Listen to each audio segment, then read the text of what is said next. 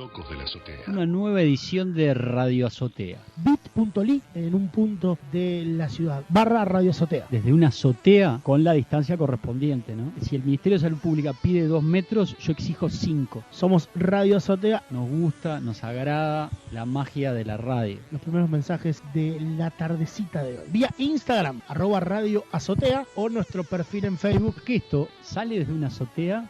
Real Rooftop. No es mentira. Cuando tira esto al aire no sabe en qué lugar lo pueden estar escuchando. ¿Esto es producción al aire? Nada de lo dicho y escuchado acá puede ser tomado en serio o como verdad revelada. No somos una radio. Primera cosa que deberíamos decir para explicarla a todo el mundo. Sepan todos ustedes que si alguien me dice un día, lo escuché en Radio Azotea, voy a ser el primero en desmentirlo. A la noche se repite este envío y va a las 23. Belarga it.ly /Radio Azotea. Los locos de la azotea.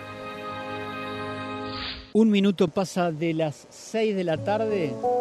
Cae la misma en la ciudad de Montevideo y de algún lugar de la capital de la República Oriental del Uruguay comienza a transmitir Radio Azotea. Los locos de la azotea. La Sociedad Radio Argentina les presenta hoy el Festival Sacro de Ricardo Wagner, Parsifal, con la actuación del tenor Mastri, la soprano argentina Sara César, el barítono Rossi Morelli y los bajos Chilino y Pai. Todos bajo la dirección de Felix von Wingarden.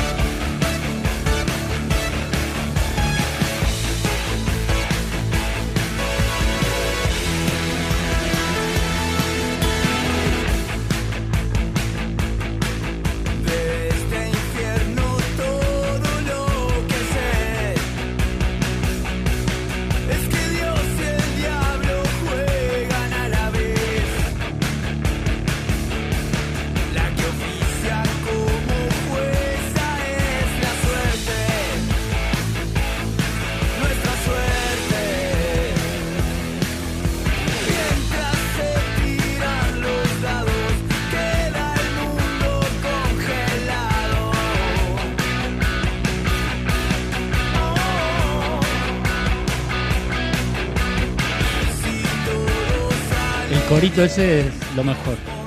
Un día le voy a pedir al que más conozco de los 11 tiros es al cantante, al negrito, que me dijiste que hace poco hablaste con él, Gastón. Le voy a pedir algún día para, en un ensayo, ir a tirar ese wo que hace alguien de los tiros en algún momento. Bueno, lo voy a pedir para mí. Con el negrito crucé el otro día algunas palabras, producto de una de las cosas más relevantes que he hecho en cuarentena, que es dedicarme a la cocina. Hice unas croquetas y le mandé una foto de mis croquetas. El negrito tiene un emprendimiento, es el rey de la croqueta, de croquetas en el mercado Ferrando, y a propósito de la comunicación le comenté de Radio Azotea, cosa que ya sabía, cosa que me dejó muy contento, porque uno de nuestros columnistas, el señor Cuarantino, ya le había comentado de Radio Azotea y estuvimos intercambiando cuestiones radiales, porque Pablo Silvera, el negrito, el Mota, es integrante de Otro Elefante en Radio El Espectador, por tanto estuvimos hablando de colega, espacios radiales, de colega a colega. Prometió ser parte de una de estas tardes y ya veo que... unas buenas recetas de croquetas no nos vendrían nada mal. Y ya veo que estás pidiendo, como ya lo has hecho en otra oportunidad, señor, Guillermo Ameixeiras ya subió en escenario, ya hizo coro en su momento. Un poco más que coro llega a ser. Con Los Buenos Muchachos. Pero es otro cuento. Y eso quería decir, lo que era una changa para un Guillermo Ameixeiras melómano de punta a punta, terminó siendo casi que quedarse de efectivo y pasó a ser uno más de Los Buenos Muchachos. Así que un puesto que me encanta, el de corista en una banda. Estar para los coros. Bueno, buenas tardes, Gastón Lepra. Buenas tardes, estimadísima audiencia. Buenas tardes, cineasta. Buenas tardes a todos. Siempre. Qué gutural. Siempre, siempre pausado, aplomado. Yo creo que al ser el único que se atreve a violar la cuarentena y irrumpir en la azotea, presente, porque todos el resto de nuestros columnistas no vienen a la azotea, es un poco, le da una tónica a su personalidad que endurece el tono de su voz, me parece. El saberse en riesgo permanente, el tomar esa actitud y ganar la calle para cumplir con su audiencia, bueno, le da una prestancia que no cualquiera tiene, ¿no? Lo cierto, debo confesar que también vine en bicicleta y me falta un poco el aire. Yo creo además, conociéndolo, que es parte de una coraza que él se arma a partir de esa voz que pone para protegerse de una función que no es la de él y que todos sabemos que por momentos sufre al mismo tiempo que disfruta. Che, ¿qué tenemos hoy? Bueno, nos están apurando. ¿Para qué queremos hablar? Todavía estamos descontracturados. Lo que pasa es que va entendiendo la jugada. Claro. Él sabe que si nosotros nos estiramos mucho al arranque, después su columna sale más corta. Y vi que tiene como 5 o 6 hojas. Escribió especialmente. Es más, trajo tópico. ¿Dónde está mi teléfono? Porque quiero leer. Trajo tópico. Hoy a las 9 de la mañana, o sea, yo estaba pensando manija en ir al supermercado, en ver qué cocinar, porque yo no soy como Gastón que puedo hacer croquetas. Y a las 9 de la mañana, mensaje, ¿cómo viene el clima hoy? Acá trabajando para la columna. La verdad que son de esas cosas que emocionan. Basada, así voy a presentar los contenidos del cineasta del día de hoy. Basada en Hypernormalization, de Adam Curtis. Un raconto sobre cómo los que tienen el control del mundo han creado una versión simple de él para mantenerse en el poder. Tema lindo, puso. Estoy subiendo la película, también puso, a lo cual prácticamente nadie le contestó, nadie le dijo, sí, yo la voy a ver, salvo un servidor acá, pero la tarde me ganó y no la pude ver. Así que bueno, si querés decir algo más sobre lo que vas a hablar hoy, Juan, perfecto. No mucho más. Esta película, en realidad, más que recomendarla o comentarla, hoy voy a copiar un poco el discurso de Adam Curtis en esta película porque nadie la va a ver. O sea, eso es lo que creo. No me tengo fe para nada, entonces pienso que nadie le va a ver, entonces voy a contar la película. Voy a hacer algo que no se hace nunca. Spoilear, el final, sí, todo. Perfecto. Finalmente el mayordomo es el asesino, ¿lo podemos decir? Perfecto. Sí, en este caso el mayordomo justo no, pero hay otros asesinos involucrados en esta historia. Bueno, antes y en otros temas vamos a estar hablando con una maestra de educación inicial, pero que se desempeña en el medio rural. Educación.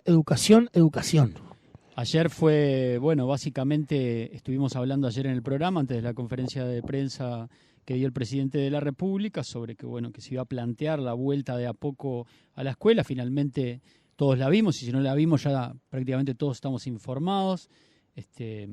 Sería el 22 de abril, sería en las escuelas rurales, tendría ciertas particularidades que comentábamos ayer.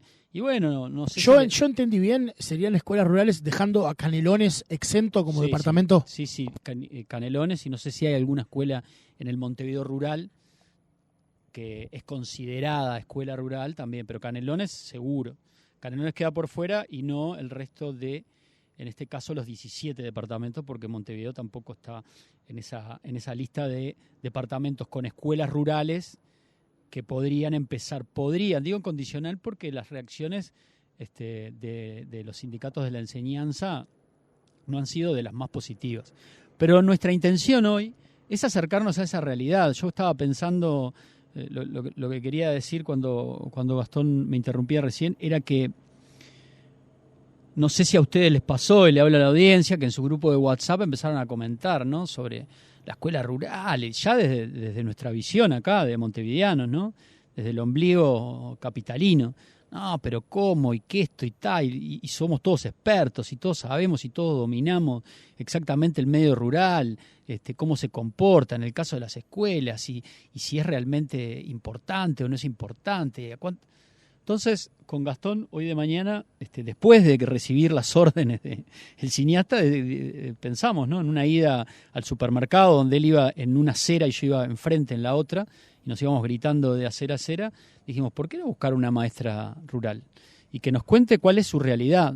O sea, vamos a lo micro para entender lo macro, o para poder tener algunos argumentos más para poder evaluar, ¿no? Cuál es el alcance de esa medida, cuál es la importancia, si es realmente importante, cuál es la realidad de unos chiquilines de una pequeña escuela del departamento de Tacuarembó. Así que en unos minutos vamos a estar hablando con la maestra Mayra Escobar, que está en una escuela rural, trabaja como educadora en inicial en una escuela rural del departamento de Tacuarembó y que bueno, va a compartir sus vivencias, va a compartir su experiencia. En realidad, lo que me contaba Gastón hoy que habló con ella, que del año lectivo pudo dar 3 clases presenciales nomás con sus alumnos y se cortó la escuela.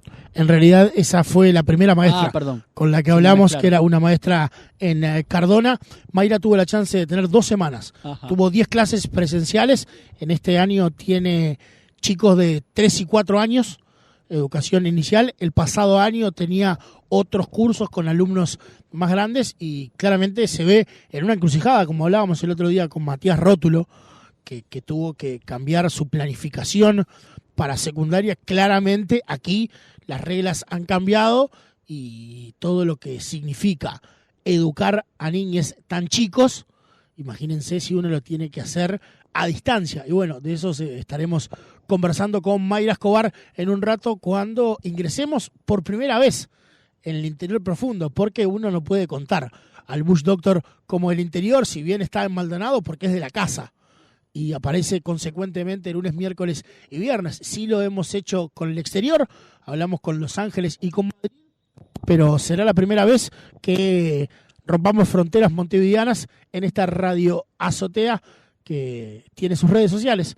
En Twitter, @Radio Azotea, en Instagram, @Radio Azotea, y nuestro perfil en Facebook, Radio Azotea.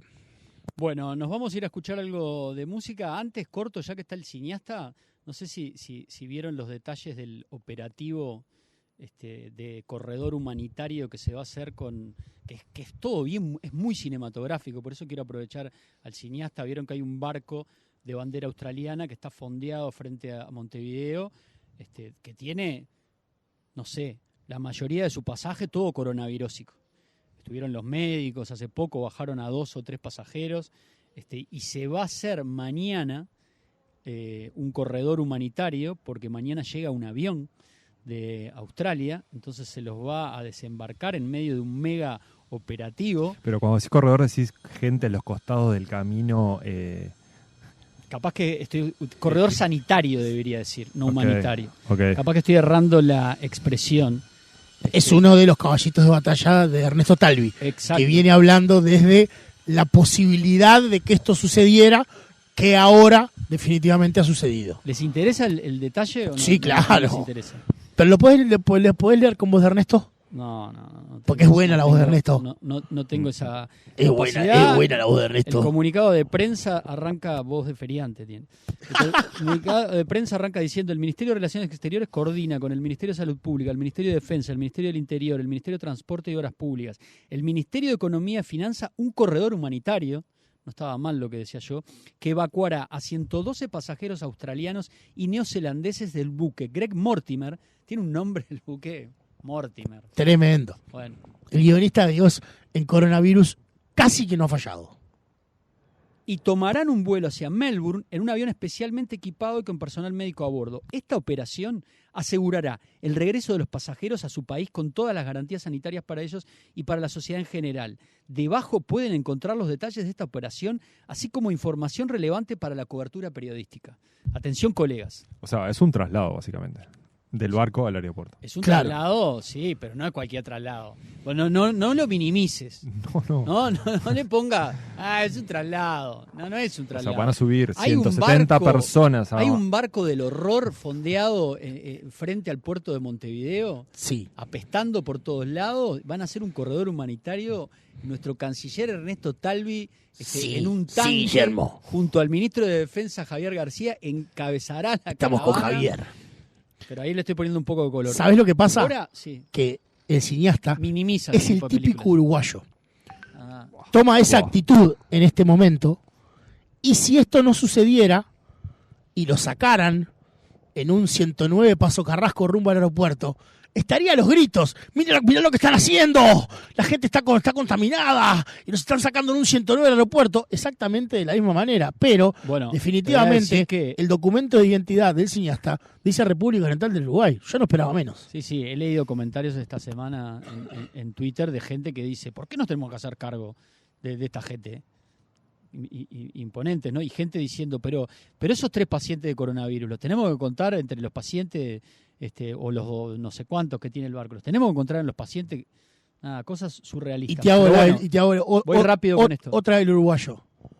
¿Cuántos son realmente los que tienen coronavirus arriba de ese barco? 122 pasajeros, dice acá, la tripulación supongo que quedará sobre el barco, por lo menos los que estén sanos, porque el barco no puede quedar ahí, ¿no? El barco fantasma. Bueno, no sé. Uno espera, Es una posibilidad. Ese barco velero cargado de sueños cruzó la bahía. Viernes 10 de abril, hora 5 de la mañana, arribo del avión humanitario al Aeropuerto Internacional de Carrasco. High Fly, anote para la quiniela, A343, lindo número. Precioso número. High Fly, mañana es Viernes Santo, no hay quiniela, no debe haber. ¿No hay quiniela en Viernes Santo? Y yo supongo que no. Dios no permite el juego. Viernes de semana turismo, ¿no? No deja de ser Viernes Santo. El tipo lo dice dándole la espalda a la No deja iglesia de ser Viernes Santo. que nos cuida. Bueno, hora 18:30, atraco del crucero MV Greg Mortimer en Muelle D. Pará, ¿y qué hace el High Fly de las 5 de la mañana hasta las 6:30 de la Y tarde? viene de Australia, viene en un vuelo interoceánico, se preparará para recibir a los pasajeros. Hora 18:30, atraco del crucero MV Greg Mortimer en Muelle D. Si usted está en el puerto, aléjese del Muelle D. No es época para poner atraco. Podríamos haber buscado otra palabra. Pero en los barcos queda bien. Hora 20:30, ingreso de ómnibus de empresa EGA. Justo a la hora del informativo. ¡Sí, Ernesto! EGA, Ernesto, viejo y peludo. la empresa que pone el bondi. Sí, Ernesto, que no se ha perdido una en todas sus comunicaciones y me sorprende de todo lo que ha colaborado, pasa y todas las marcas dicen presente. Bueno, el lugar Puerto de Montevideo, donde llega el ómnibus. Hora 20:30, arribo de escolta policial del Ministerio del Interior. Hora 21:30, inicio del desembarco de los pasajeros del crucero MV Greg Mortimer. Nota, los trámites migratorios fueron realizados de manera digital, evitándose contactos y trasiego de documentación. Hora 22:15, traslado de la caravana del puerto de Montevideo hacia el Aeropuerto Internacional de Carrasco.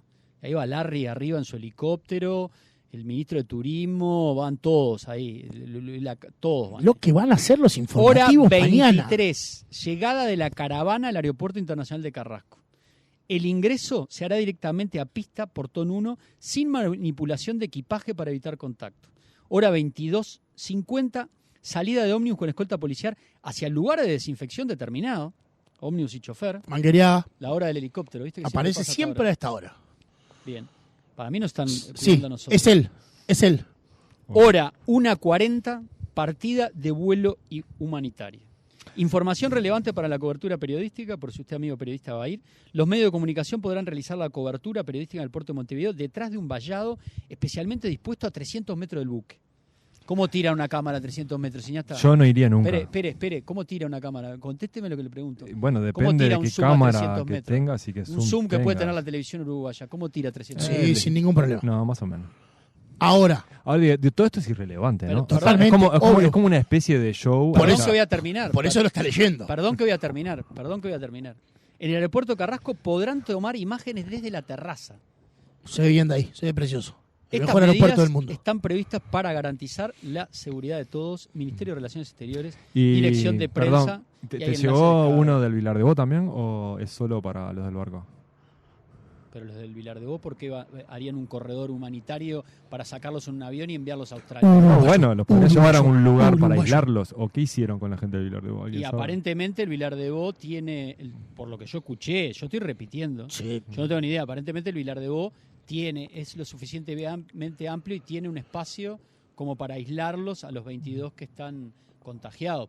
Es lo que escuché. Yo no entré al Vilar de Bo y no sé, tampoco Ah, entré no hay vallado, ni foto, ni nada. Tampoco, sí, ayer hubo hasta un periodista que salió atrás de una mampara ayer. Sí. Tu amigo Giovanelli. Con una máscara de soldador. Atrás de una mampara No me salió hagan de la hablar, puerta por- de no Vilar me de hagan, Bo. no me hagan hablar, por favor. ¿Está? Lo que quiero decir, Hubo hasta eso se vio ayer. Lo que ¿Cómo quiero que no decir- estuvieron los medios en el Vilar de y Bo, me voy Juan? a golpear el pecho, es que ayer el Bush Doctor pidió que los periodistas estuvieran con distancia social. Capaz, Ernesto, que 300 metros es mucho, pero me gusta que hayan tomado los y las medidas del caso.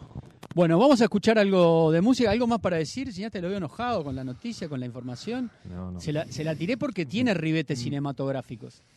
Tiene. Yo creo que Tiene tiene más el barco, ribetes pornográficos. el barco. Bueno, cine porno. Sí, podría ser una especie como de Ahora, cine de carroñero. A mí no me interesa para nada. en pero otra- bueno. Pero no En estamos otra- hablando que te interese a vos. En otra época, ¿Pero qué lo tiró? es como- Era un lindo registro para hacer todo esto. ¿No viste la del ómnibus de Keanu Reeves, por ejemplo? El ómnibus que iba. Yo me imagino una cosa así. Máxima velocidad. Máxima velocidad, no me acordaba del nombre. Bueno, la película que vengo a comentar habla un poco de ese momento de cine catástrofe en Estados Y esta es mega Unidos, catástrofe. donde en la época pre-2001 se generaron un montón de películas que asustaban a la gente, anticipaban que lo peor iba a venir. Yo solamente me quedé pensando en la cobertura que se le da a todo este tipo de cosas en este momento y que muchas de las cosas que van a pasar van a caer en horario de polémica en el bar. Y me quiero tirar de la azotea para abajo. Pero ¿y por qué las cosas que van a pasar? ¿Qué va a pasar? Y porque me estás hablando de 9:30, 10. No, pero es mañana viernes es esto. Polémica en el bar no es el domingo. Porque Porque estamos ahora, en esta época del domingo, hay una versión especial los viernes. Ah, Y está Alberto a los gritos dándole la mesa. No tenía ni idea. Alberto a los gritos. Y Puglia en la casa. Estamos histérico. gastando plata en esto. Acá no se muere ningún uruguayo. A los gritos. Bueno, señoras y señores, vamos con una canción que, bueno, que tiene que ver o no con lo que está sucediendo. La música siempre se le puede encontrar el lugar para adaptarla a situaciones que se están viviendo. Una banda que me encanta, un dúo de canelones, donde no van a volver las escuelas, el 22, las escuelas rurales. La banda se llama Las Cobras, la banda integrada por Leandro y Sofía, por Sofía y Leandro. Sacaron un disco a fines del año pasado llamado Selva, o a principios de este año, el tiempo es algo que se me dispara. Llamado Selva el disco, la canción es Evil in Your Eyes, maldad en los ojos.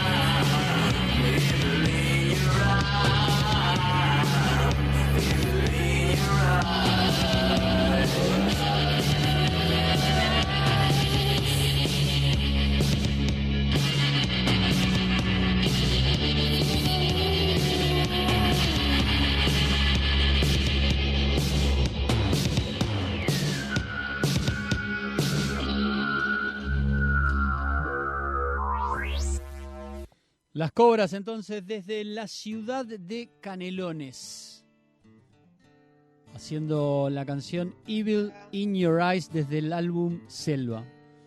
Y por abajo nos está sonando el astillero, ¿no? Se disparó el astillero. Nos vamos a ir hacia el departamento de Tacuarembó. ¿Ya podemos decir que estamos en viaje, Gastón? Bueno, en viaje hacia Tacuarembó, hacia allí partimos. La capital del departamento queda a 400 kilómetros aproximadamente de la ciudad de Montevideo. No sé si exactamente Mayra Escobar, maestra de educación inicial, está en la ciudad de Tacuarembó, pero se lo vamos a preguntar a ella. Mayra, buenas tardes, gracias por recibirnos, por atendernos. Mira, Gastón, el monitor con ojos desorbitados. Porque yo la estoy viendo a Mayra, quiero saber si, Mayra, ¿tú nos estás escuchando? Sí, los escucho bien. Bien, ¿cómo andás, Mayra? Gracias por recibirnos. Hola, ¿qué tal? Un gusto. El gusto es nuestro. Me preguntaba recién, ¿estás en la ciudad de Tacuarembó en estos momentos? ¿Dónde estás? Sí, estoy en la ciudad, en mi casa, sí. Bien, bien. Bueno, contanos, una de las principales involucradas como muchas maestras de la noticia de ayer, ¿no? Maestras de la escuela rural. Contame cómo lo recibiste, si bien ya no era una sorpresa, bueno, tuvimos como algunos detalles más. ¿Cómo lo recibiste vos, personalmente, la noticia? Bueno, en realidad sí estábamos esperando el comunicado del día de ayer. Ya lo habían pronunciado el jueves, creo que fue que lo iba a anunciar el día miércoles. Nos veíamos venir esa resolución. En lo personal, no estoy de acuerdo, como muchos maestros rurales, me parece, porque creo que todavía estamos en un pico clave de la pandemia, ¿no? De la expansión del virus.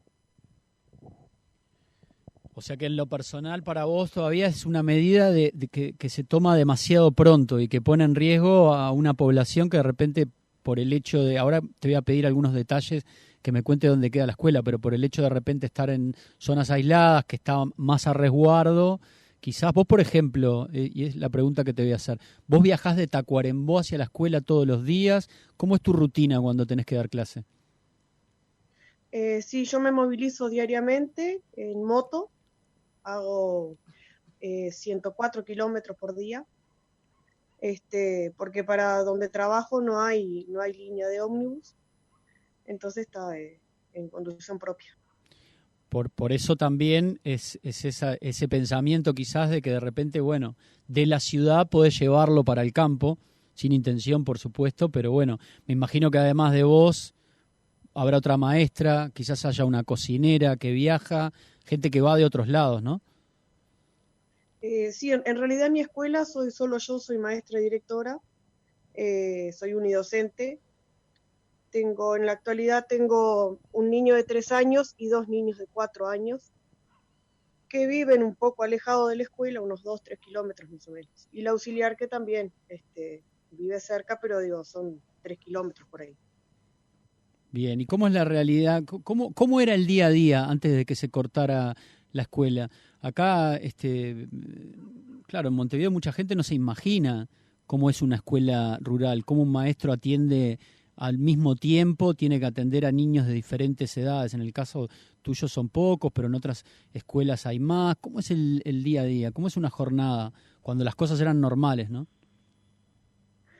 Bueno, un día normal para mí es algo más o menos 7:30 de la mañana de la ciudad, y llego más o menos tipo 9:45 a la escuela, porque en realidad los caminos son muy, muy feos, son de piedra más bien, entonces implica un poco más de tiempo. Y bueno, y ahí esperar a los chiquilines a las 10 de la mañana, y justo las 2 semanas que se trabajó primero, era como un periodo de adaptación, porque eran de nivel inicial. Entonces almorzábamos y a la 1 ellos se retiraban. Pero si no, continuamos hasta las 15 horas. Cuando charlábamos hoy más temprano, antes de este contacto, me planteabas que hay algunas herramientas que estás utilizando para este momento en el que la educación continúa, pero claro, son niños muy chicos. ¿Cómo te estás arreglando? Porque obviamente toda la planificación que vos tenías para el año tiene que haber quedado de lado producto de que ya no es presencial en estos momentos y has tenido que buscar otras herramientas. ¿De qué manera han transcurrido estos días después de aquel momento en el que se dictaminó que dejaran de concurrir los alumnos a la escuela? Bueno, como ustedes deben de saber, se estaban utilizando las plataformas de Plan Ceibal, CREA, Matific, PAM, todo eso. En mi caso, como son niños muy chicos que no leen ni escriben todavía, me estoy manejando por WhatsApp. Si bien no es una clase presencial humano, por decirlo de alguna forma, hago videollamadas con ellos, les canto, me pongo la túnica, les muestro algún títere, les leo cuentos, les paso alguna canción. Y después está el trabajo de los padres en la casa, de o representar lo que yo les leí, por ejemplo, de hacer ellos un títere. Les enseñé a hacer una masa para modelar, ellos interpretaron uno de los cuentos con esa masa, ellos me cantan, hacen videos, me los mandan. O sea, ha sido bastante interactiva la relación. Bien, o sea difícil, pero bueno. Sí, tenés la suerte de que ambos, tus alumnos y vos, tienen buena conectividad, ¿no? Porque me imagino que no en todos los casos de los alumnos rurales, quizás sí en la escuela, pero quiero que me lo en las escuelas quiero que me lo cuentes vos, no todos tienen la misma conectividad, ¿no? No debe ser fácil para todos. En tu caso, por decirlo de alguna forma, ligaste. Ellos tienen buena conectividad, vos tenés buena conectividad que te permite hacer videollamadas, pero no siempre es así, ¿no? En el medio rural. Sí, es una de las dificultades que han encontrado algunos compañeros, por ejemplo, para el uso de las plataformas, porque no tienen la conectividad necesaria para el como que la fuerza o la capacidad del internet para entrar a la plataforma Ceibal. Entonces también hay muchos, la mayoría capaz de los rurales estamos utilizando WhatsApp. Y ahora Zoom, Webex también, que como lo pueden hacer por medio del celular, es más fácil la conectividad también. Bien. ¿Y cuándo te parece a vos que tendría que volver? ¿Qué pensás? ¿Qué habría que esperar? No sé, o sea, es como que es una incertidumbre, me parece, para todos. Porque viste que Tacuarembó, por ejemplo, no tiene ningún caso confirmado hasta hoy, ¿no? Pero estamos rodeados por los otros departamentos que sí lo tienen, y la movilidad de departamento a departamento se sigue dando. Claro. En menos cantidad, pero se sigue dando. Si bien los casos en los departamentos que estamos cerca han sido importados, por decirlo así, pero no estamos libres de eso.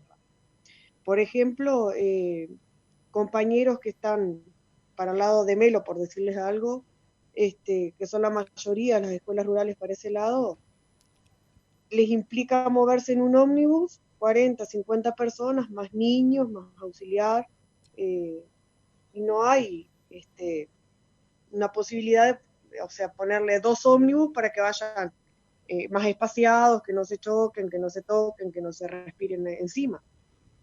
Yo tengo la suerte, por un lado, de poder ir en mi moto a trabajar. Pero pienso que la movilidad del virus, en caso de que no sé cómo decirlo, de que se instale en Tacuarembó, es un riesgo. Y también me parece que uno tiene que, en mi persona, pienso que yo dejo mis 3 hijos acá. Que pienso que todos pensamos lo mismo, dejamos familia. Y es una cosa contradictoria, que capaz que ya lo escucharon hoy en el día, nos piden quedarnos en casa, ¿no? Y implica mover 1.600 maestros y casi 10.000 niños en el país de escuelas rurales, sea porque no haya o porque son los menos afectados, capaz. Sí, es compleja la situación. Uno también piensa que quizás lo que mueve también, no sé, estoy pensando en voz alta, pero quizás un poco lo que mueve también en tratar de dar primera que vuelvan primero también esos niños, además que considerarán las autoridades, vuelvo a decir, estoy pensando en voz alta, que hay menos riesgo sanitario y que además de repente son niños que al tener menos acceso por temas de conectividad a las plataformas, están siendo necesitan más volver cuanto antes a la educación. Son pensamientos en voz alta que se pueden compartir o no. Se me ocurre nomás que quizás en la argumentación se esté manejando esos puntos, ¿no? Hemos tenido hoy en el correr del día con la resolución de ayer, tenemos varios grupos de maestros rurales, dentro de los cuales está uno del gremio del cual soy participante, con una radio en particular de Tacuarembó, por ejemplo. Uh-huh. Un conductor expresó que no queríamos trabajar. No es el hecho de que no se quiera trabajar, yo extraño mi trabajo, porque uno está acostumbrado a tener una rutina diaria de que te levantás, te vas a la escuela, venís, o sea, esas cosas, uno que está acostumbrado al trabajo y de pasar trabajo. Claro. Porque no es solo ir a trabajar. En mi caso y en muchos de los rurales, nosotros tenemos que manejar la parte comedor, tenemos que hacer llegar los comestibles, garrafas, carne, un montón de cosas por medios propios. Y eso también implica porque vos no sabés de dónde vienen esas cosas, quién la tocó, o sea, es toda una cadena. Y tenemos escuelas, por ejemplo, que no tienen agua. Los niños tienen que ir con su botellita de 2 litros todos los días para colaborar con la limpieza y la comida de la escuela, porque no tenemos agua. Entonces imagínate que el lavado de manos, que ya es otro tema también. Sí, es más difícil cumplir con protocolos que uno entiende que en la ciudad serían más fácil de cumplir. Claro, obviamente. Obviamente. Mayra, y bueno, pienso que nos hemos... Sí. No, terminá y después te quiero hacer una pregunta más. Te escucho. No, lo que te quería preguntar, pero no te quería cortar, lo que pasa como la comunicación. No, digo que... Dale, adelante. Sí. No, lo que te decía que me parece que no hemos, hoy en día hay un movimiento grande de maestros rurales enviando cartas y bueno, resoluciones y pensamientos. No quita, por ejemplo, yo no sé si es de acuerdo o no, pero de repente en grados más grandes que lo van a necesitar para el liceo el año que viene, uh-huh. Por ejemplo, yo personal me enfocaría más ahí, por ejemplo. Que en los más chiquitos. Y porque vos imagínate que niños de 3, 4, y bueno, 5 ya no, pero 3 y 4 años, que no está siendo obligatoria la ida a la escuela, ¿no? Todavía, ponerlo, no es un riesgo porque digo, somos conscientes de lo que está pasando, pero digo, que tienen tiempo para recuperar eso. Se entiende perfecto. Pero un niño que está en cuarto, en quinto, en sexto, por ejemplo, de la escuela, que si no, el año que viene ponerle en el liceo o en un curso séptimo año que lo hacen también en las escuelas rurales, su rendimiento no va a ser el mismo. Yo me enfocaría ahí y capaz que de repente como mi escuela, los que tenemos menos niños. Porque acá la realidad es que hay escuelas rurales, pero son rurales porque están lejos, pero tienen hasta 130 gurises. Claro. Mayra, lo último que te quiero preguntar, hablaste con los padres de tus alumnos seguro, pero hablaste con los padres de esto. ¿Qué te devuelven los padres? ¿Qué piensan de esos padres de tener que volver el 22 a clase? ¿Qué te dicen? Bueno, hoy no me comuniqué en realidad con ninguno, solo con mi auxiliar, que también da la casualidad que es madre de una de las niñas, y como que estamos todos, es un poco en el aire también, porque viste que está las ganas de volver, pero la incertidumbre de lo que va a pasar. Claro. Pero bueno, no sé. Bueno, qué pasa. Esperemos, Mayra, que se resuelva de la mejor manera y que sobre todo quienes tienen la autoridad y que tienen el mando, escuchen a los que están ahí en el día a día, a las personas como vos que hacen 104 kilómetros o al que va en el ómnibus haciendo otros 100 kilómetros con 30 alumnos, como contabas recién. Ese es el deseo principal. Claro. Agradecerte muchísimo este contacto desde la lejana Tacuarembó para nosotros. Bueno, gracias a ustedes y estamos a las órdenes para lo que esté a nuestro alcance. Bueno, muchísimas gracias, Mayra, suerte. Bueno, pasó Mayra Escobar entonces, maestra de una escuela rural que tiene 2 niños chiquitos, pero tiene uno más grande, contando un poco su realidad, la personal, pero ampliándolo a la realidad de otras escuelas rurales del país. Frente a eso que escuchábamos ayer y que, bueno, muchas veces por no conocer cuál es la realidad de las escuelas rurales, yo, por ejemplo,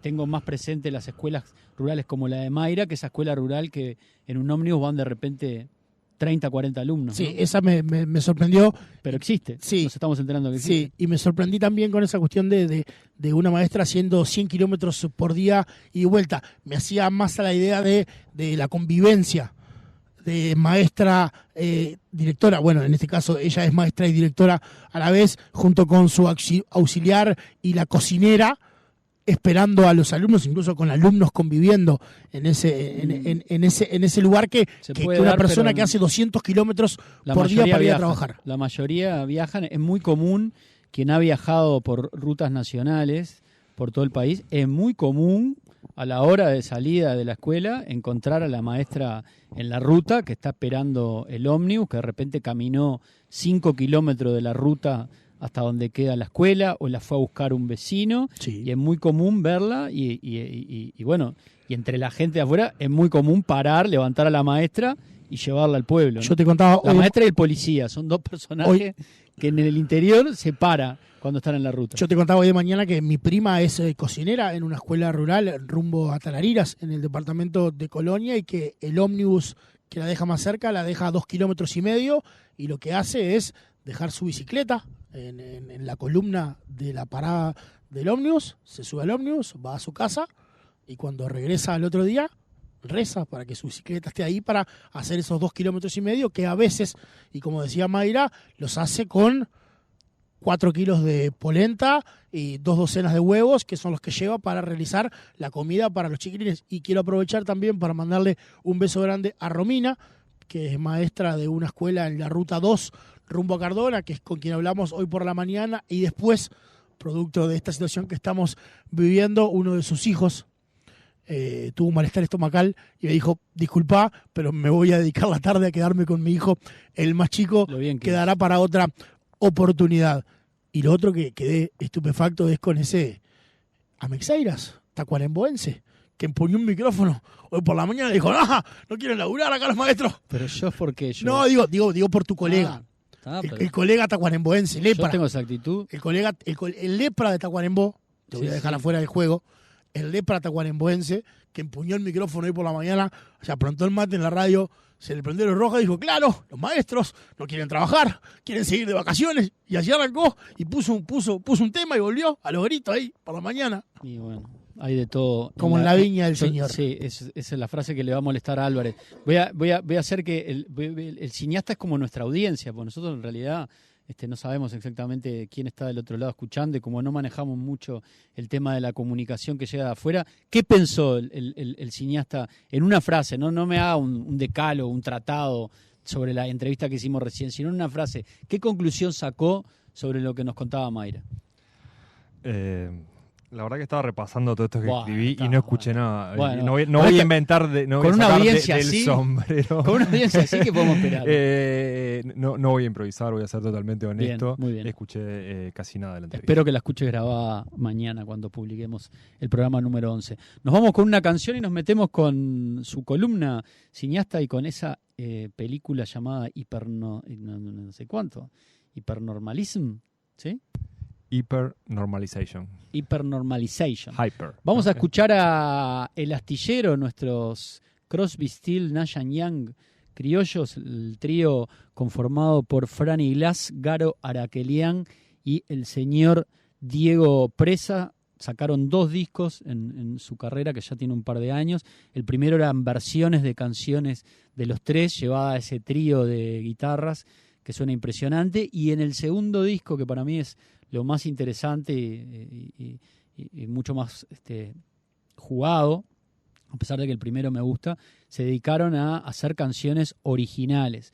Bueno, desde allí, desde ese disco de El Astillero, suenan las 3 guitarras de Araquelián, Gonzalo Denis y Diego Presa en esta canción que, si no recuerdo mal, se llama Todos tus héroes han muerto. Todos tus héroes. El estribillo aclara que han muerto. Y suena así.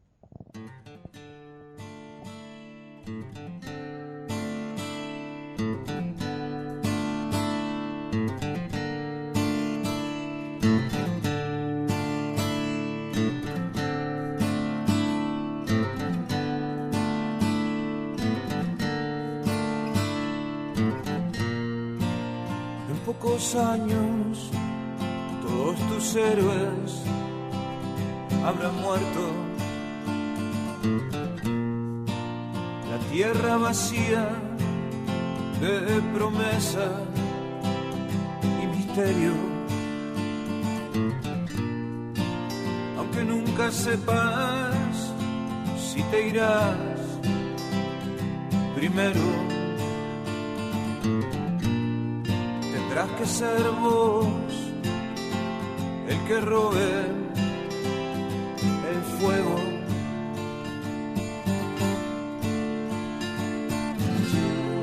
El tiempo corre por debajo de tus pies.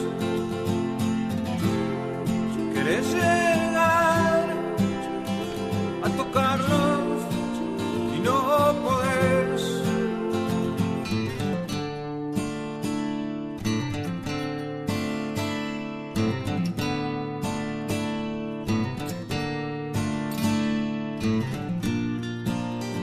Las medidas y las coordenadas serán viento, serán polvo, serán nada. Quedarán canciones o brasas secretas. La impresión hermosa de tu noche quieta.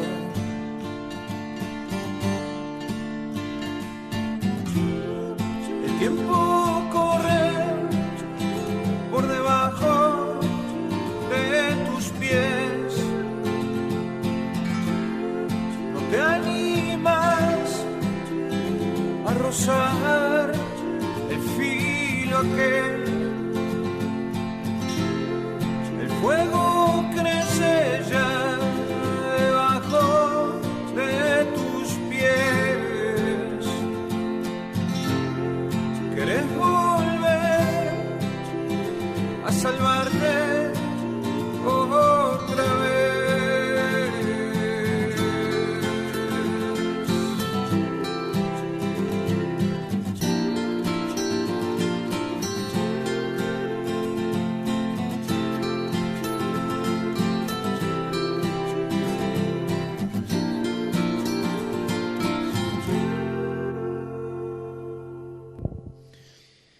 El Astillero, entonces, haciendo Todos tus héroes. Leo un par de mensajes.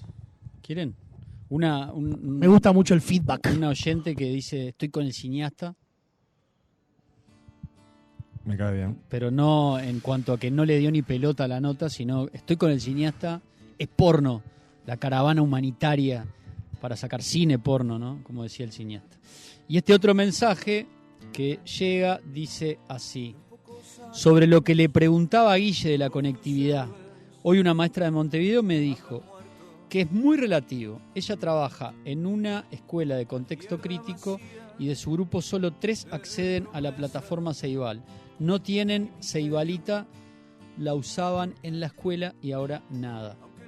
Hablando de la situación de una escuela de Montevideo de contexto crítico, es lo que dice el oyente Raúl, que está en Maldonado también. Digo también porque tenemos un columnista en Maldonado, ¿no? Que nos marca el paso todo el tiempo. Bueno, nos vamos a meter en el maravilloso mundo del cine. El cine raro. Él mismo dice: voy a promocionar películas que ustedes no van a ver. Y bueno, una de esas se le vuelan los papeles, claro, está en una azotea. Está en una encrucijada. Claro, Se porque está yendo la luz y ve poco, y donde se le huele una hoja, Y estamos Como en el horno. más Tiene que jugado leer. que el 0-3 en una quiniela de Florida. Bueno, adelante, cineasta, lo escuchamos atentamente y nos interesa saber de qué nos va a hablar, Bueno, cuántos conceptos vamos a aprender. No sé cuánto vamos a aprender, pero la idea de hoy era traer, como con la excusa de esta película, se llama Hypernormalization, de Adam Curtis, que es un cineasta británico, documentalista, reflexionar un poco sobre la sociedad moderna. Es en un la que documental, vivimos. entonces. Es un documental, sí. Él, en general, yo vi un par de películas de él que abordan como realidades a través de contextos geopolíticos. Y en esta película en particular hace algo que es bien interesante, que es para hablar sobre nuestra modernidad y cómo la más media y las redes han generado un discurso al servicio de los poderes, un discurso simplificado que hace que veamos la realidad de una manera muy particular. Él se remonta al año 75 y pone en relación histórica dos procesos cronológicos que relatan, por un lado, todos los sucesos en Oriente Medio con el desarrollo tecnológico y político en Estados Unidos. ¿Qué pasaba en el 75 en el Oriente Medio? Estábamos en la guerra del petróleo, no sé. Digo, fue épocas, por lo menos lo que mi cascoteada memoria recuerda de la historia, en los 70, no una guerra de una guerra armada, sino una guerra de precios y de control petrolero, ¿no? Me suena Sí, por bueno, ahí. y ya había bastante tensión también entre los países árabes, Israel y Occidente.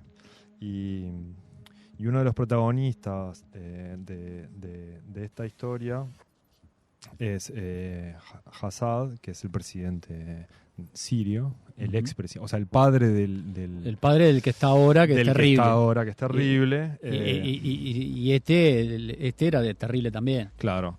Y una de las estrellas también de esta historia es Gaddafi, ¿no? El famoso Gaddafi, gran personaje libio. El de Libia. El de Libia, ahí está. Que empezó como un revolucionario de izquierda, ¿no? En sus primeros momentos y después fue pirando, ¿no? Sí, bueno, parece que siempre fue un loco Gaddafi, que en un momento... Siempre estuvo sonado, y ponerlo tan a la izquierda es un tanto generoso de tu parte, me da la impresión. Bueno, pero no, ves como la percepción que tengo, puedo estar recontra equivocado, no soy un experto, pero tengo como la idea de haber escuchado, haber leído alguna vez que cuando comenzó y cuando se adueñó del poder en Libia, como que tenía ideas más progresistas, más izquierdistas para su pueblo. Tengo esa idea. Ahí en progresista nos vamos acercando. Sí, bueno, él había desarrollado toda una teoría que se llamaba la tercera teoría universal, que era un nuevo modelo social que no era ni comunista ni capitalista. Ah, bueno. Y lo llevó a publicar en un pequeño libro verde. Es como no soy de izquierda ni de derecha. Él se definía un revolucionario, pero claro, todo el mundo pensaba que estaba loco. Entonces en esos momentos Libia no tenía aliados y estaba bastante aislado en el terreno político con sus pares. Pero la historia comienza, yo voy a contar un poco la película y su devenir. Es verdad que dijo que nos va a contar todo el desarrollo. Este es el momento en el que hay que poner el cartel de spoiler alert. Yo tengo ganas de verlo hoy de noche, ¿me voy? Bueno, no sé, voy a tirar como titulares que van pasando. Bueno. La película tiene mucho jugo y mucho material de archivo. ¿Duración? 2 horas 24. Porque lo que no dijo mi vecino es que embadurné un pendrive en alcohol en gel, le bajé la película, crucé el corredor y se la llevé, y ya la tiene en su poder. Muy bien. Igual todas estas anécdotas me están robando tiempo, así que voy a tratar de hablar rápido porque si no, no voy a llegar. Entonces esta historia comienza en el año 75 con una crisis en Nueva York. Toda la clase media en un momento se fue a vivir fuera de la ciudad y y la ciudad empezó a sufrir un poco la falta de impuestos y se genera una especie de crisis bancaria, ¿no? Entonces los banqueros tomaron control de las finanzas de la ciudad, aunque la ciudad trató de poner bonos, digamos, como a la venta. Los banqueros se negaron y dijeron, bueno, no, vos querés salvar la ciudad, dejanos manejarla a nosotros y nosotros vamos a rescatarla. Acá, como lo particular de toda esta escena es que la clase política permitió hacer esto, y digamos que en ese momento Nueva York pasó a ser controlada por un grupo de financistas. En ese momento, además, bueno, luego de los 60 en Estados Unidos, Me imagino un joven Donald Trump ahí en la vuelta. Exactamente, va a aparecer el ¿Cómo amigo son Donald Trump. ¿Cómo son dos clases de jugadores que de un tiempo a esta parte aparecen en todos lados, ¿no? Clase política y la cuestión económica que están ahí. Es una gran lucha de poderes que ya veremos quién ha ganado. En ese momento, además, en los 60, todo el movimiento pacifista y el arte se terminó retrayendo un poco porque el sistema un poco los defraudó y falló. Y pensaron que podían cambiar las cosas a través de expresarse y no tener acciones colectivas. Entonces Patti Smith y toda esta gente empieza como a ver con fascinación todo lo que estaba sucediendo en esta ciudad, pero según Adam Curtis, toda esta gente termina teniendo un alejamiento de la realidad, ¿no? Mientras tanto, en Damasco, Hassad, un tipo bastante violento, él quería tener una estrategia para unir a los países árabes. O sea, su ambición primaria era tratar de que hubiese una solución para Palestina e Israel, y tratar de unir un poco los movimientos árabes en contra de Occidente. Pero se encontró con el amigo Kissinger, un bebé de pecho, un capo de la diplomacia, sí, ¿no? que se las traía. Y en ese momento Kissinger creía que la historia había sido una lucha de poder entre grupos y naciones. Entonces él ya estaba hablando en ese momento de una sociedad global, interconectada. Entonces ya es como que se empezó a plantar la semilla de algo que nosotros hoy estamos viviendo claramente, ¿no? ¿En qué año hizo la película? Es del 2016. 2016. Bajo esa idea, Kissinger trató de poner orden en Oriente Medio, porque vio que esa zona era una especie de enclave político. La vio toda, Henry. Claro, la vio toda. Entonces trató de resolver el conflicto, hizo como que quería resolver el conflicto entre Palestina e Israel, pero... ¡Qué utópico! Claro, detrás de su plan convenció a Assad de que en realidad tenía un plan mayor y que iba a sembrar la paz en la región. Ahí fue que en un momento entabló como un doble juego que llamó una ambigüedad constructiva. Gran dialéctica la del amigo. Y una remera que diga. Exactamente. Entonces, Hassad en un momento se dio cuenta de esta jugada y se vio, traicionado. A partir de ahí, este hombre bastante poderoso... Se hizo amigo de los rusos, no me digan nada. De los soviéticos. Se vio bastante enojado, pero no eligió otra persona para generar un lazo de amistad. Se fue con el señor Khomeini en Irán. O sea que ya estamos casi en los 80. Sí. La revolución iraní es en el 79. Es en los 79, ahí estaba por ahí. A partir de ahí el mundo, ya está como un poco ya revolucionado. Y, por ejemplo, en Rusia ya se empezaba a formar una especie como de realidad construida, ¿no? Ya ahí los cienciaficcionistas rusos empezaban a escribir novelas de ciencia ficción con una realidad totalmente alterada. De ahí también terminó saliendo, por ejemplo, la famosa película Stalker de Tarkovsky, y empezó a aparecer el término de la hipernormalidad, ¿no? Esa normalidad construida que estaba ya jugando un partido especial con la realidad.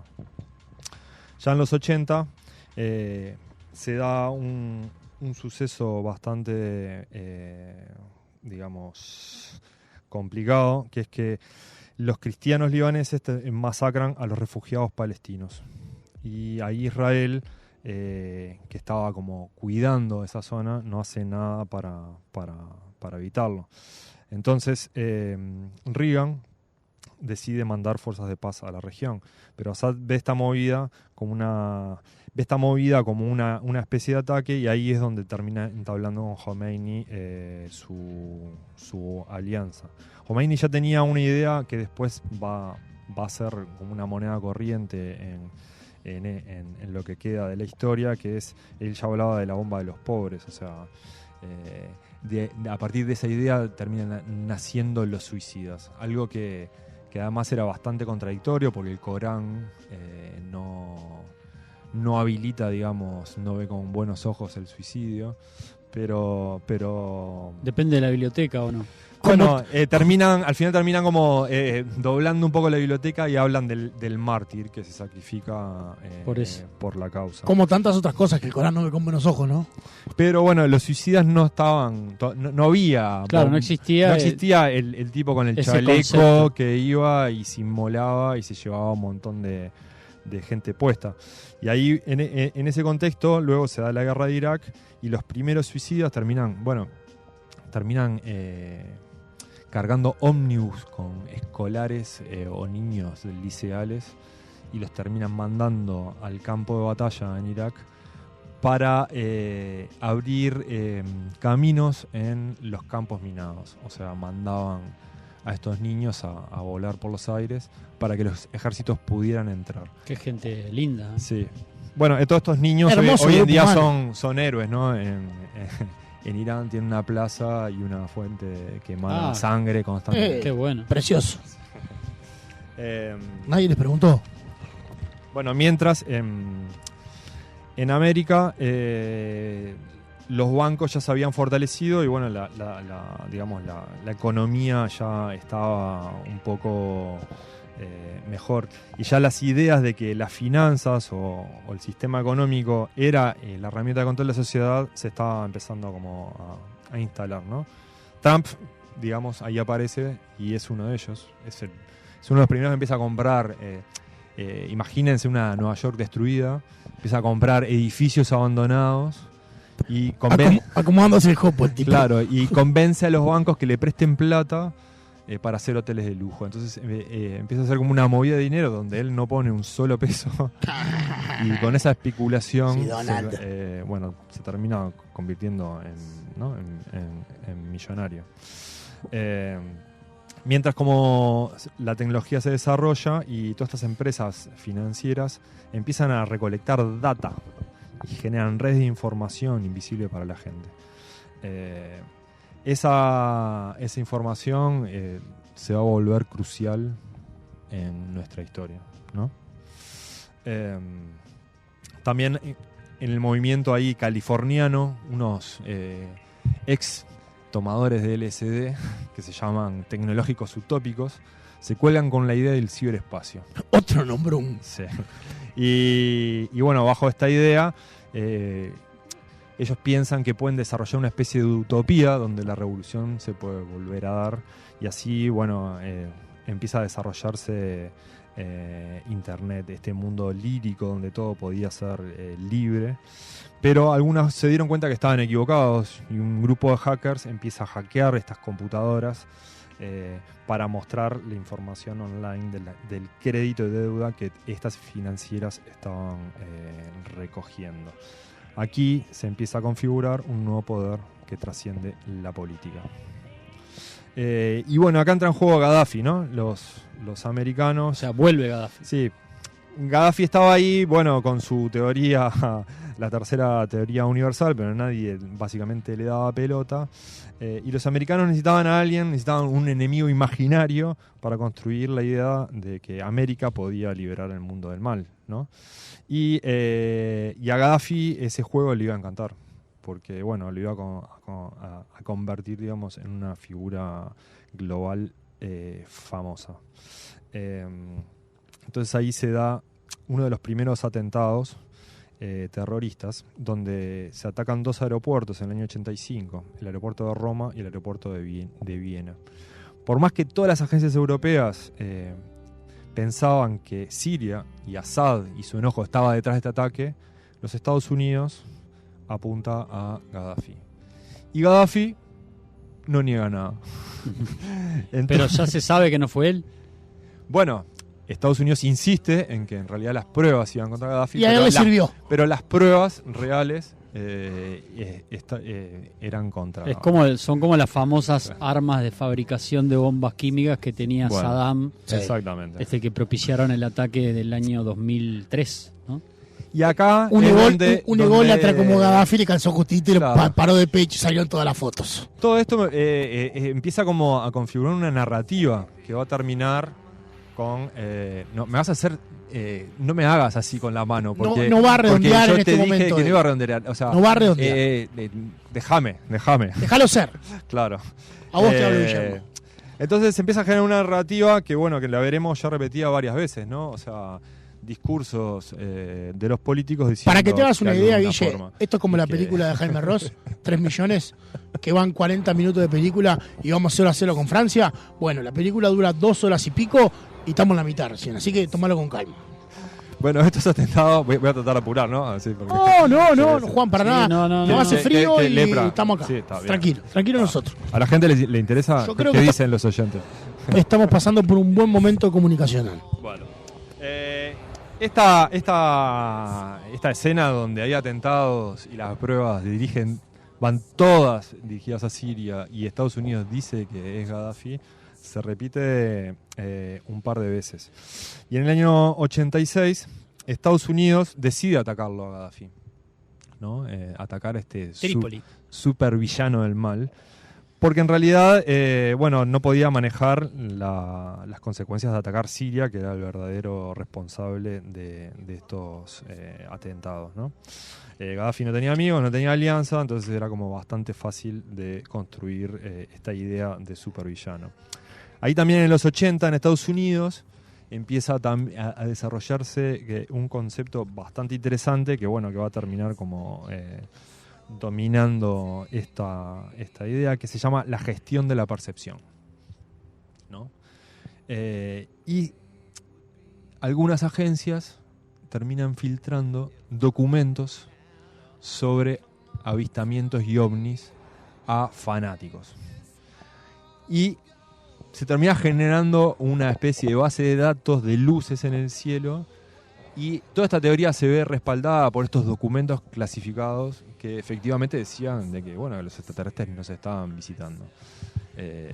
Un gran movimiento estratégico de Mastermind, donde lo único que se lograba era tapar un poco algunos experimentos que se estaban realizando en Estados Unidos sobre, digamos, armas voladoras en esta especie como de también carrera de época contra rusa. Nada más poderoso además que un papel con un sello que diga Classified y un par de párrafos tachados en negro.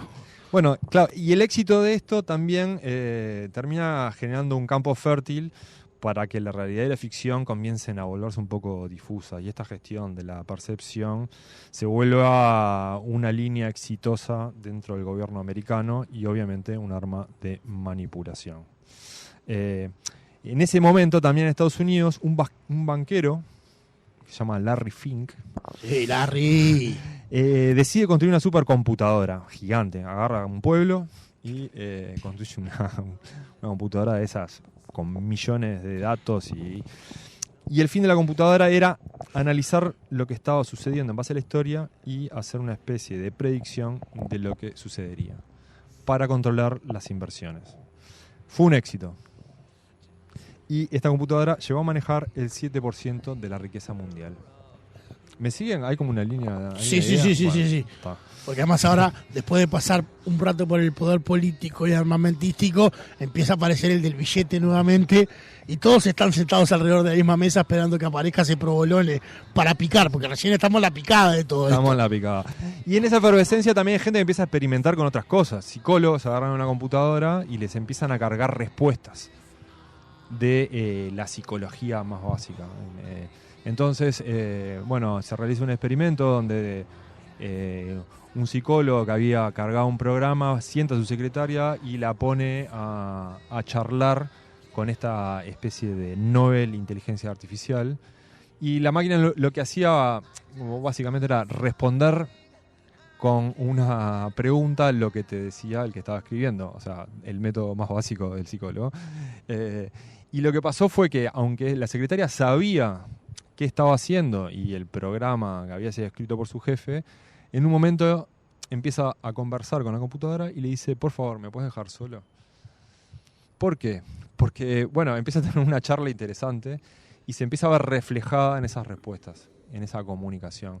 Y ahí este científico descubre de que bueno, que había algo como muy potente en esa idea y se empieza a desarrollar a partir de eso una tecnología que funcionara como espejo, ¿no? Como una época donde el individualismo necesitaba imperiosamente evolucionar, encontraron una forma de verse reflejados en sí mismo y bueno, y eso es, digamos, una de las bases que termina tomando las redes sociales para su desarrollo. Mientras al gran público nos mostraban una computadora que le ganaba al más grande ajedrecista. Bueno, en esta claro. misma sintonía, a nosotros nos mostraban una computadora que movía peones, alfiles y torres. Claramente la estaban utilizando para otra cosa, señora, señor. Y ahí las financieras ya tenían máquinas que predecían el libre mercado y los sujetos eran cada vez más monitoreados para predecir sus gustos.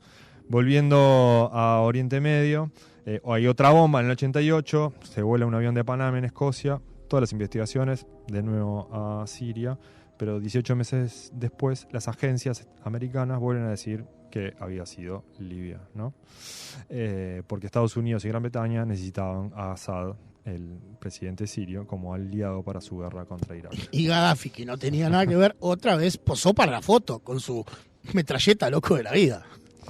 Entonces, bueno, ahí se da, digamos, entra Hamas en juego, Hamas termina adoptando en su guerra contra Israel este método de bombas, ¿no?, suicidas, que lo habían aprendido de Hezbollah, y bueno, se empieza a generar una radicalización ahí en la zona.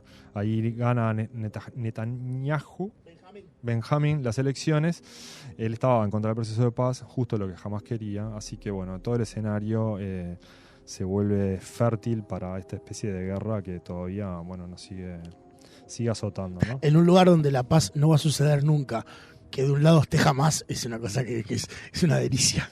Entonces, lo que se termina dando es que lo que Assad había terminado pensando como un arma para tratar de imponer la paz y la alianza entre países árabes, termina siendo como una herramienta para justamente romper cualquier tipo de posibilidad de alianza y paz. Y ahí, bueno, lo que les contaba hoy, que se acercan los años 2000, pero en la década de los 90, Estados Unidos nos empieza a invadir con fantasías apocalípticas. Y todo esto termina en el 2001 con lo que ya conocemos como, ¿no?, el 11S y las Torres Gemelas. Que bueno, que recuerdo haberlo escuchado en vivo en tiempo real con mi amigo Marcelo Helen. En Mundo Cañón en la X. Mientras Marcelo Rufo Helen hizo el primer análisis. Mientras sí, Rufo y caliente, Guille mientras caían las torres. conversaban con Roy Brocay.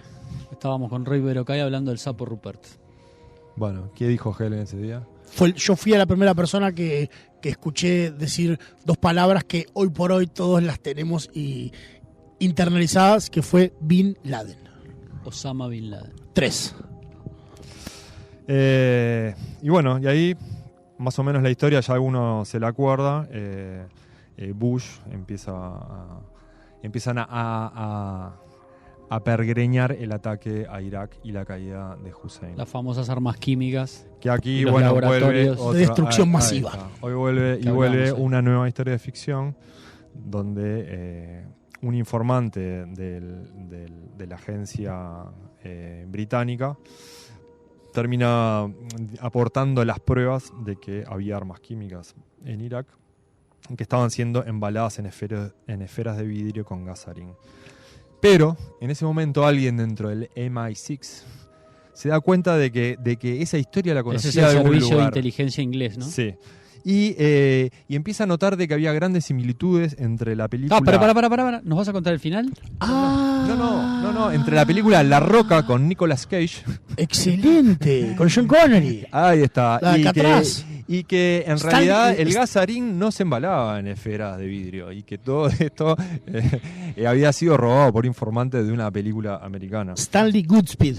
Y se lo hace saber, digamos, a sus jefes, pero bueno, digamos que esta idea no prendió y Blair sale a confirmar Tony. las pruebas y finalmente, bueno, lo que todos conocemos, Estados Unidos y Gran Bretaña invaden Irak. Estás a punto de ser empujado por la azotea hacia abajo, Juan, si le contás el final de la película, porque piensa verla hoy, no tiene otro plan para verla, Guillermo, que en la noche de hoy. Unas hamburguesas de lenteja y tu película. Bueno, en todo este momento, bueno, Irak, luego lo que todos saben era un caos, esta fantasía de que iban a tirar al tirano y que los ciudadanos iban a volver a construir una nueva democracia, no se dio nunca en Oriente Medio. No, eso no. Entonces, en un movimiento genial de gestión de esta idea de gestión de la percepción, Estados Unidos y Gran Bretaña deciden llamar a Gaddafi y sacarle su antifaz de antihéroe y ponerle la capa de salvador y tratar de construir un aliado. Entonces, con la excusa de que él aceptaba desmantelar las armas, lo perdonan. Digamos. Tratar nunca mejor dicho. Armas que no tenía, ¿no? Además. Y que bueno, él dice sí, las desmantelo, pero básicamente no tenía ningún tipo de arma de destrucción. Si me las hacen llegar. Masiva.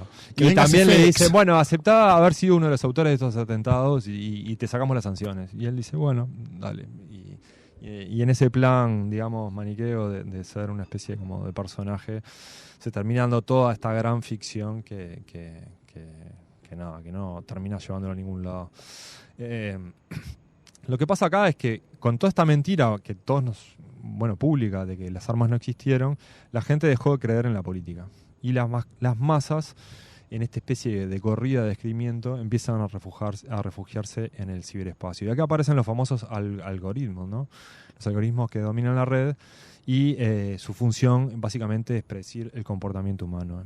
Entonces se crean como unos agentes racionales, como un software que imita a los seres humanos en forma simplificada y el modelo actúa para conseguir lo que quiere.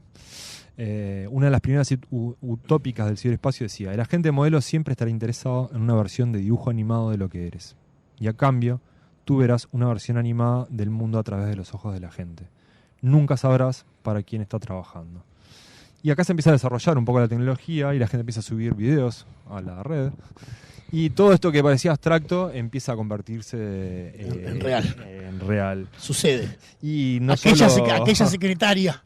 Claro, no solo suben videos de gente bailando, sino suben decapitamientos y se empieza a construir una nueva realidad visual del universo. Y como le faltaban fotos, te aparece el 10 Year Challenge. Y todos pusimos fotos de hace 10 años, por si no las tenían los muchachos. Con la excusa del terrorismo, las agencias americanas empiezan a monitorear todas estas redes y se dan cuenta que en realidad no había terroristas, sino que descubrían que un montón de tráfico era gente desnuda frente a las webcams.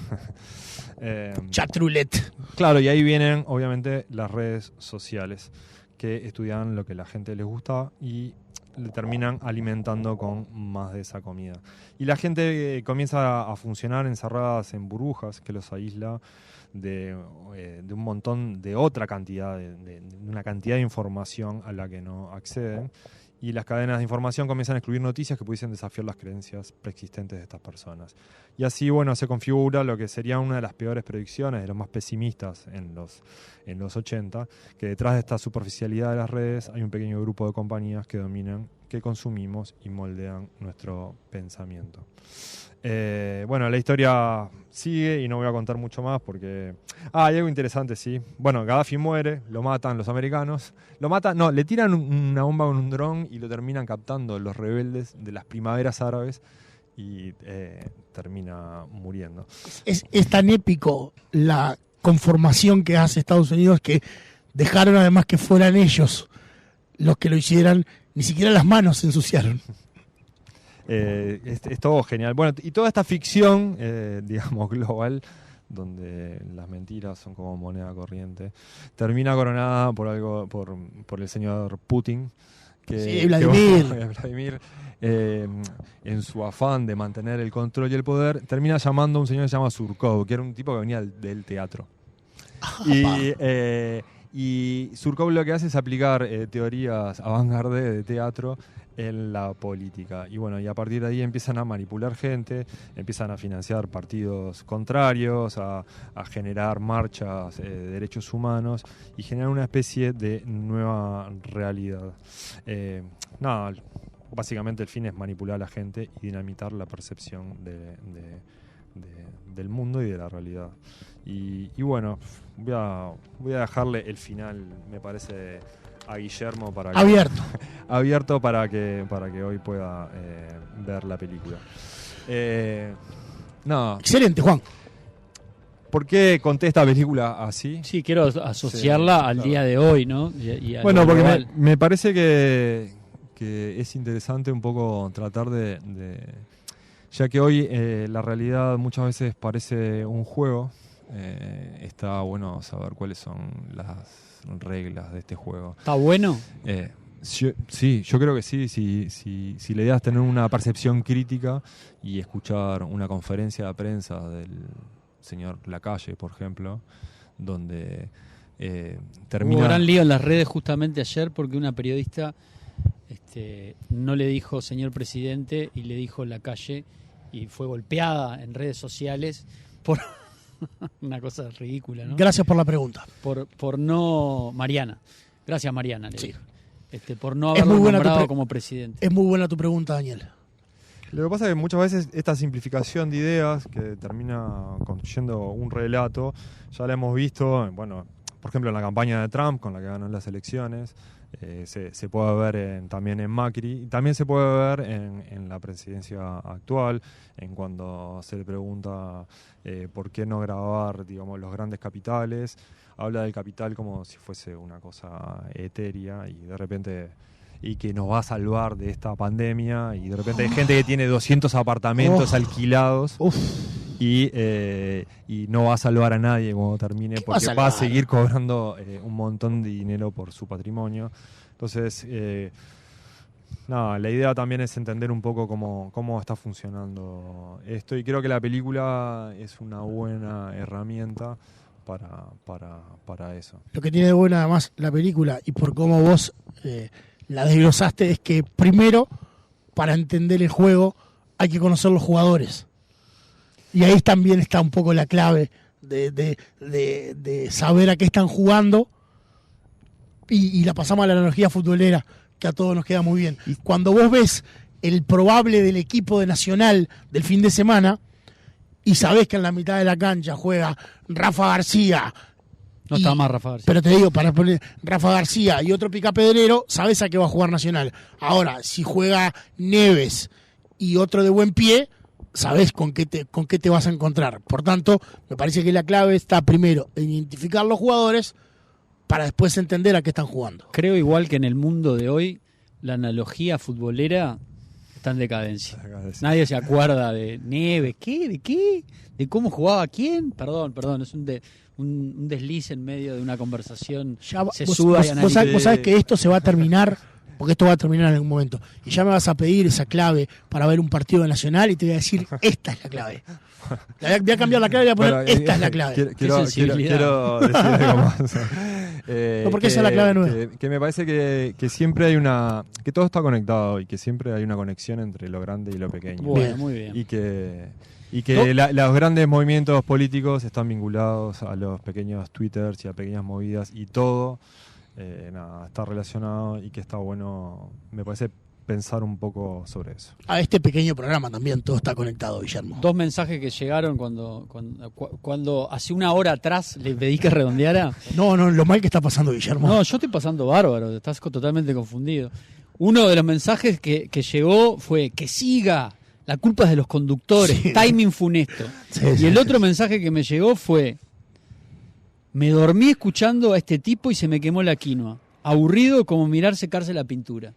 Dos visiones de una misma realidad. Exactamente. Estoy acostumbrado. Detractores y fans. Con mis películas me pasa todo el tiempo. Bueno, señoras, señores. Yo lo que quiero decir es que sobre estos varios personajes que nombró Juan, y saliendo totalmente del mundo de lo que mira Juan, voy a recomendar para ver en cuarentena una serie que tiene que ver con todo esto, que se llama Homeland, que se puede buscar y se puede ver.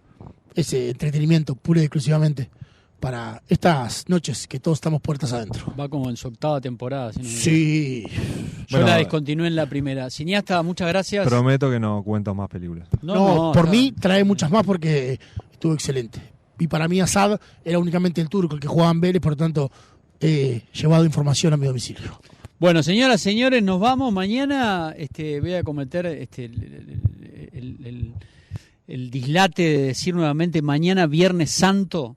No sé si vamos a estar porque precisamente, ¿no? Hay que no comer carne, recluirse en el hogar, meditar, reflexionar sobre todo esto que nos está pasando. Así que todavía no sabemos exactamente si el viernes estamos al aire o no estamos al aire. Sí, probablemente lo hagamos el sábado, en el súper largo de los sábados, que trataremos de hacerlo de 5 a 7 de la tarde. Bueno, gracias por haber estado, por habernos acompañado, como siempre, a esos 50, 60 que están del otro lado, como siempre en estas transmisiones desde algún punto de la ciudad de Montevideo, desde una azotea de la capital de la República Oriental del Uruguay. Nos despedimos con La Mujer Pájaro haciendo martillos.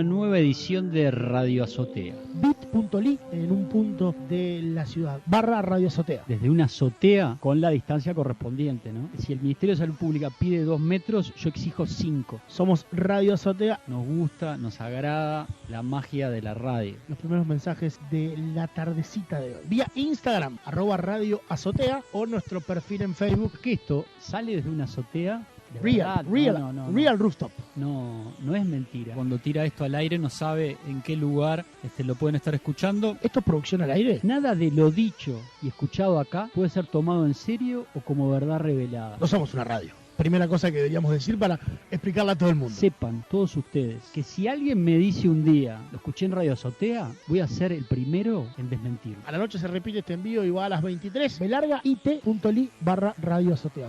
Los locos de la azotea.